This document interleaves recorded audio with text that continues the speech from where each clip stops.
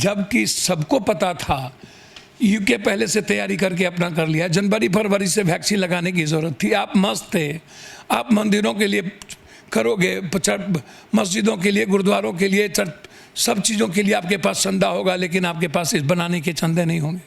आपके पास मूर्ति बनाने के होंगे, मूर्ति लगाने के होंगे, आपके पास 10-10 लाख करोड़ के ऋण माफ़ करने के होंगे, लेकिन अस्पताल और उसके ड्रग्स के लिए, आम आदमी को सुरक्षित रखने के लिए, स्वास्थ्य के लिए आपके पास कोई योजना नहीं है इस भारत में। क्यों? जिस तरीके से चुनाव आयोग ने इतने बड़े, जब दुनिया देख रही थी कि इस बार जो कोरोना आएगा, जो डबल ट्रिपल से भी ज़्यादा उसकी संक्रमण की स्थिति होगी, फिर 8-8 बार आपने चुनाव, आपने लगातार 3 महीने से आप लाखों की भीड़ जुटवा रहे हो।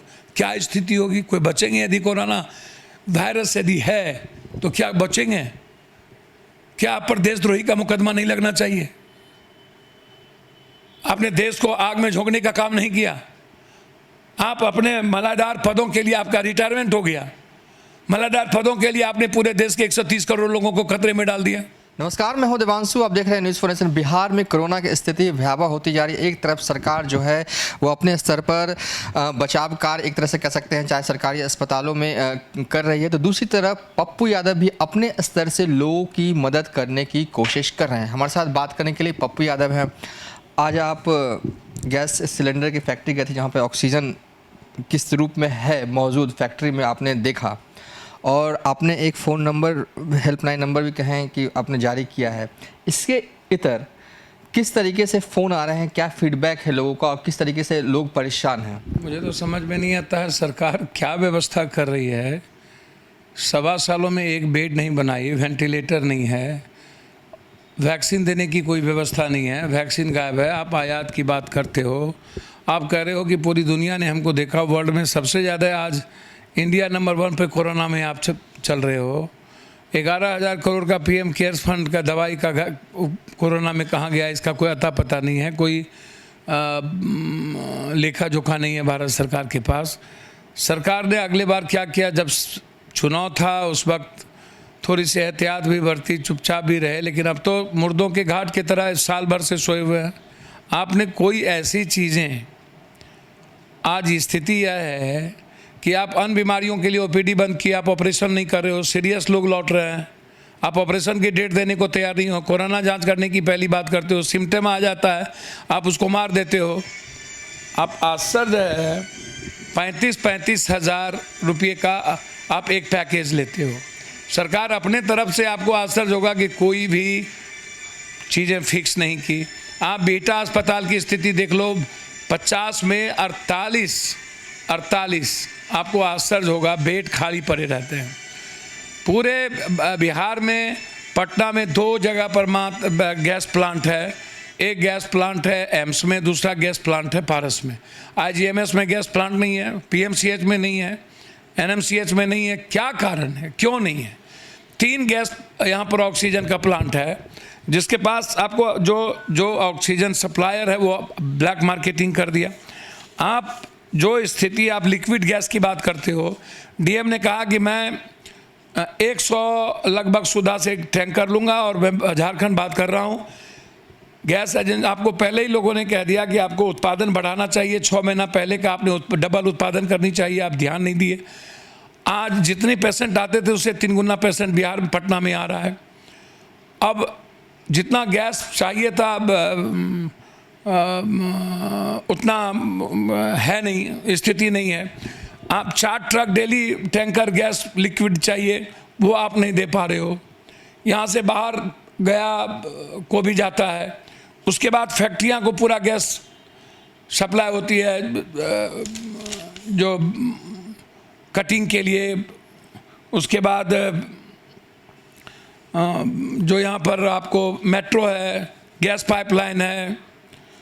तो ये जो स्थिति है, आप बोलते कुछ हो, आप करते कुछ हो, आपकी स्थिति बहुत बुरी। दूसरा तरफ आप 250 में आप एक ऑक्सीजन को भरते थे, और आज 1200 में भरना है, उसको 2400 में लोगों को दिया जा रहा है, जो लगभग आपको आश्चर्य होगा जो रेमडेसिविर जो दवाई है वो 800 से 2400 की दवाई अलग अलग कंपनियों की थी और आज 24,000, 26,000, 32,000 में वो बिक रहा है और वो भी ब्लैक मार्केटिंग हो गई। जो ड्रग्स जो कंट्रोलर हैं वो उसको अपने कब्जे में कर लिया, कहाँ गायब कर दिया, कहाँ नहीं है, सिर्फ एम्स में छोड़ के आपको लगभग नहीं मिलेंगे। नहीं वो ठीक है, लेकिन मैं ये जानना चाहता हूँ कि आपने बताया कि क्या क्या नहीं है, लेकिन क्या कोई तत्काल व्यवस्था सरकार की तरफ से क्या हो सकता है और जो होना चाहिए इस पर में जब नहीं हुआ, आपकी गहरी चिंता नहीं थी, जबकि सबको पता था, यूके पहले से तैयारी करके अपना कर लिया, जनवरी फरवरी से वैक्सीन लगाने की ज़रूरत थी। आप मस्त थे, आप मंदिरों के लिए करोगे, मस्जिदों के लिए, गुरुद्वारों के लिए, सब चीज़ों के लिए आपके पास चंदा होगा, लेकिन आपके पास इस बनाने के चंदे नहीं होंगे। आपके पास मूर्ति बनाने के होंगे, मूर्ति लगाने के होंगे, आपके पास 10-10 लाख करोड़ के ऋण माफ़ करने के होंगे, लेकिन अस्पताल और उसके ड्रग्स के लिए, आम आदमी को सुरक्षित रखने के लिए, स्वास्थ्य के लिए आपके पास कोई योजना नहीं है इस भारत में। क्यों?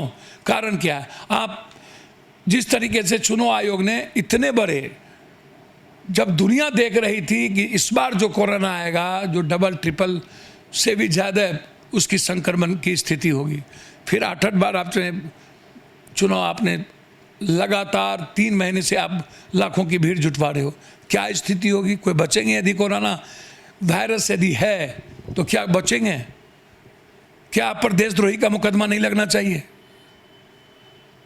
आपने देश को आग में झोंकने का काम नहीं किया। आप अपने मलादार पदों के लिए आपका रिटायरमेंट हो गया, मलादार पदों के लिए आपने पूरे देश के 130 करोड़ लोगों को खतरे में डाल दिया। इस पर देशद्रोही का केस होना चाहिए चुनाव आयोग पे 4-4 बार। जब इतनी बड़ी, जब एक तरफ आप 10 बजे से आप पैनिक कर रहे हो, हैवॉक क्रिएट कर रहे हो, कर्फ्यू लगाने की बात कर रहे हो, 7 बजे बाजार बंद करने की बात कर रहे हो, तो 9 साल के बच्चों, एक तरफ आप 1,000 पहली बार पकड़ोगे तो मास्क का पैसा, दूसरे बार पकड़ोगे तो 10,000, गरीब से, आम आदमी से तब 10,000 2,000 उसको केस करोगे। पप्पू यादव, अमित शाह जी के लिए केस नहीं है, हमारे मुंह में कोई सैनिटाइजर नहीं है, प्राइम मिनिस्टर के भीड़ में कुछ नहीं है। इतनी बड़ी हरिद्वार में कुंभ मेला लगा, अब आज आप चिड़िया चुग गई तो क्या हुए? आज आप एक शहर में 10-10 आदमी वहां से जा रहे हैं, क्या होगा पूरे भारत में? आप कैसे मदद करते हैं कोरोना पीड़ित को?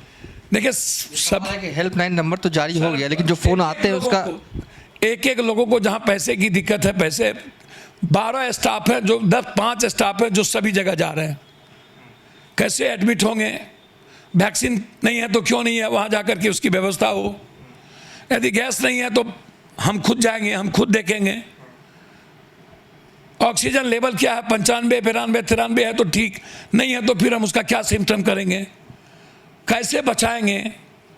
लगातार हम लोग डे नाइट, कल से लेकर के जब हमने 3 हेल्पलाइन हमने जारी किया, वैसे भी हम लोग लगे थे। एक तरफ अपराध से मौत और दूसरी तरफ इन political system, politician, drugs mafia, ये जो ब्लैक मार्केटिंग करने वाले जो बड़े बड़े माफिया बैठे हुए हैं, इन लोगों के कारण पटना में एक दिनों में 100 मौत, 25 पारस। तो क्या इन सब पर, आम आदमी को मारने का 302 का मुकदमा नहीं होना चाहिए? ये सिस्टम पर, सिस्टम चलाने वालों पर, ये पदाधिकारियों पे, ड्रग्स कंट्रोलर पे, जो ऑक्सीजन के दलाल लोग हैं, जो फैक्ट्री से ला करके सप्लाई करते हैं। मोटा मोटी कितने कॉल आ गए होंगे आपके पास अभी तक में? मेरे ख्याल से 1000 से ऊपर, कल से अभी तक 1000 से ऊपर। क्या आप उन 1000 लोगों तक लगभग 450 से ऊपर लोगों को सॉल्व किया गया और लोगों की सुनी गई। कुछ लोग पैसे भी मांग रहे हैं, कुछ लोग कैसे लौट के आया है, खाना नहीं है, ये भी है। तो 1000 से ज़्यादा कॉल है, जिसमें 200, 300, 350 कोरोना से पीड़ित हैं। कुछ लोग कई परिस्थितियों से पीड़ित हैं, लेकिन 1000 कॉल से ऊपर।